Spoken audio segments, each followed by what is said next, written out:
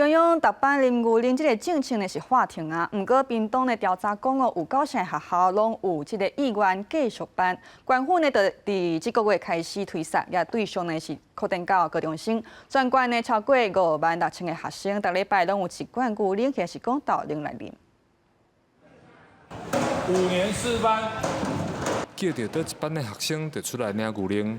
直升甲牛奶灌到教室了后，分予大家啉。小朋友拢啉甲真欢喜。中央推动的特班啉牛奶进程向向划停。屏东县政府整合学校意见了后，发现有超过9成的学校希望继续推测，所以县政府这礼拜开始继续办，而且甲补助对象对幼稚园、国小、国中，佮加入高中。每一周一缸会使有零牛奶再加上我们本来营养午餐每个月就会有1次喝鲜奶所以1个月其实还可以喝到5次的。为着维持运送的品质，屏东县政府嘛补助学校的冷藏设备，已经有182间学校申请，有冰箱甲保冰的袋啊，互牛奶甲豆奶袂臭生气。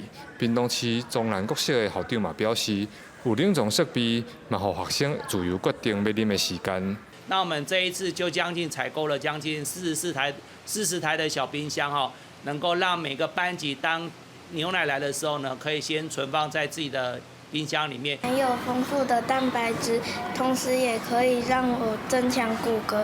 很不错，而且还是牛奶、鲜奶，鲜奶是冰冰凉凉，而且都是100%的。小朋友有牛奶通啉，拢讲比进前的保久奶搁较理想。